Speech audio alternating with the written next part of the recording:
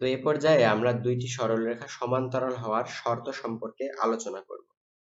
অর্থাৎ আমরা প্রিভিয়াস লেকচারে যে বিষয়টা দেখলাম যে দুইটা সরলরেখার মধ্যবর্তী কোণ নির্ণয়ের ফর্মুলা আমাদের ছিল কি tan phi, অর্থাৎ আমাদের যে মধ্যবর্তী কোণকে যদি আমরা phi চিন্তা করলাম তাহলে আমাদের ফর্মুলাটা ছিল মোটামুটি এইরকম যে tan phi m1 m2 divided by 1 m1 m2, যেখানে m1 টা ছিল আমাদের প্রথম রেখার ঢাল এবং m2 টা ছিল দ্বিতীয় রেখার ঢাল, এবং এই phi যথারীতি আমাদের এই যে দুইটা রেখার মধ্যবর্তী অ্যাঙ্গেল ছিল।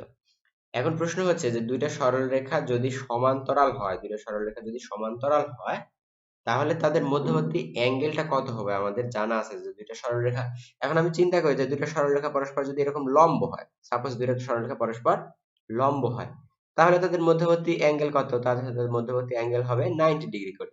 আর দুইটা সরলরেখা যদি সমান্তরাল হয় তাহলে অ্যাঙ্গেল কত? সমান্তরাল হলে সেক্ষেত্রে মধ্যবর্তী অ্যাঙ্গেলকে কনসিডার করতে হবে 0 ডিগ্রি। এইটা হচ্ছে দুইটা কনসেপ্ট, যে দুইটা সরলরেখা পরস্পর লম্ব যদি হয় তাহলে তাদের মধ্যবর্তী অ্যাঙ্গেল 90 ডিগ্রি, আর যদি সমান্তরাল হয় তাহলে মধ্যবর্তী অ্যাঙ্গেল 0। তো আমি জাস্ট একটা রেখা চিন্তা করলাম, আমাদের এই রেখাটার ঢালকে কনসিডার করতেছি m1, এবং পরবর্তীতে অপর একটি সরলরেখা, এই রেখার ঢালকে আমি বলছি m2।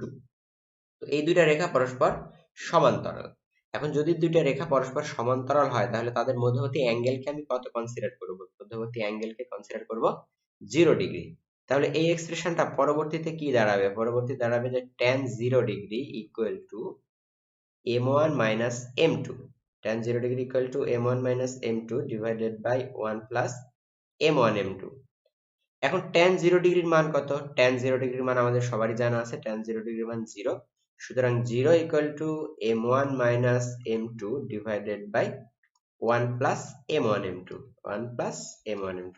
এবং পরবর্তীতে যদি আমি আর গুণ করি তাহলে যেটা আমি পাবো যে এই যে 1 plus m1 m2 নিচে যে আছে, হরে যে অংশটা আছে এই অংশটা 0 এর সাথে গুণ হয়ে 0 হয়ে যাবে। তো 0 যদি হয়ে যায় তাহলে যেটা শুধু পড়ে থাকে যে m1 minus m2 this equal to আমাদের 0, এবং পরবর্তীতে আমরা যেটা লিখতে পারি সেটা হচ্ছে m1 equal to m2। তো এখানে খুবই ইন্টারেস্টিং একটা ইনফরমেশন, এবং এই ইনফরমেশনটা আমাদের পরবর্তীতে কাজে লাগবে যে দুইটা সরলরেখা সমান্তরাল আমি কখন বুঝবো? যখনই দেখবো যে এই দুইটা সরলরেখার ঢাল সমান, অর্থাৎ প্রথম সরলরেখার ঢাল m1 এবং দ্বিতীয় সরলরেখার ঢাল m2, এই দুইটা ঢাল যখনই সমান হবে তখনই আমি বলতে পারবো যে এই দুইটা সরলরেখা পরস্পর সমান্তরাল। তো এইটাই বেসিক্যালি দুইটা সরলরেখা সমান্তরাল হওয়ার কন্ডিশন বা শর্ত, অর্থাৎ ঢাল দুইটাকে সমান হওয়া লাগবে, m1 equal to m2 হওয়া লাগবে। এখন যদি কোনো সরলরেখা দেখি যে দুইটা সরলরেখা দুইজনেরই ঢাল সমান, তাহলে অবশ্যই বলা যাবে যে এই দুটো সরলরেখা পরস্পর সমান্তরাল। তো এবার আমরা একটা প্রবলেম লক্ষ্য করব এই রিলেটেড, যে এর মান কত হলে 5x plus 4y minus 6 equal to 0 O 2x plus ky plus 9 equal to 0 রেখা দুইটি পরস্পর সমান্তরাল হবে। এখন এখানে মেনশন করেই দিছে তারা যে রেখা দুইটা কেমন হওয়া লাগবে? সমান্তরাল হওয়া লাগবে। এখন একটু খেয়াল করো যে রেখা দুইটা যদি সমান্তরাল হয়, তার মানে আমি একটু আগের স্লাইডে দেখে আসলাম যে রেখা দুইটা যদি সমান্তরাল হয় তাহলে তাদের ঢাল দুইটা অবশ্যই সমান হবে। এখন প্রথম রেখার যেটা ঢাল সেটা আমি যদি কনসিডার করি এটার ঢাল m1, এবং দ্বিতীয় রেখার যে ঢাল এটাকে যদি আমি কনসিডার করি m2, তার মানে এই দুটো রেখা যেহেতু সমান্তরাল বলা আছে সুতরাং এই m1 এবং m2 এই দুইটা মান অবশ্যই সমান হতে হবে। তো এখন আমাদের প্রথম রেখাটা কত ছিল? প্রথম রেখা ছিল 5x plus 4y minus 6 equal to 0। এখন প্রথম রেখার ঢাল আমি কিভাবে বের করতে পারবো? আমাদের একটা জিনিস জানা আছে যে আমাদের যে y equal to mx plus c, y equal to mx plus c একটা সরলরেখাকে যদি আমি এই ফর্মেটে লিখতে পারি তাহলে এই যে x এর সাথে যে কোফিসিয়েন্টটা থাকে সেটাই হচ্ছে আমাদের ঢাল রিপ্রেজেন্ট করে। তো আমি এখন প্রথম রেখাটাকে কিভাবে লিখতে পারি? তাহলে প্রথম রেখাটা তো আছে 5x plus 4y minus 6 equal to 0, তো আমাটাকে y কে সেপারেট করতে হবে, তাহলে 4y equal to কত দাঁড়াবে? 4y equal to -5x plus 6, এই যে বাকিগুলা আমি ওই পারে দিয়ে দিলাম, এবং তারপরে জাস্ট 4 y equal to কত দাঁড়াবে? যে -5 divided by 4 into x plus 6 divided by 4। এটা হচ্ছে আমাদের প্রথম রেখা। সিমিলারলি আমি যদি দ্বিতীয় রেখা নিয়ে কাজ করি তাহলে কত আসবে? যে ky, আবার আমি লিখতেছি যে আবার দ্বিতীয় রেখা নিয়ে আমি কাজ করতেছি, তাহলে কত আসবে? ওখানে আমি y কে সেপারেট করব, তাহলে ky equal to 2x separate গেলে মাইনাস, তাহলে মাইনাস টুয়াইস এক্স মাইনাস 9। অতএব এখান থেকে আমি y equal to কত লিখতে পারবো? -2 divided by k into x minus 9 divided by k। এটা হচ্ছে আমাদের 2 নং রেখা।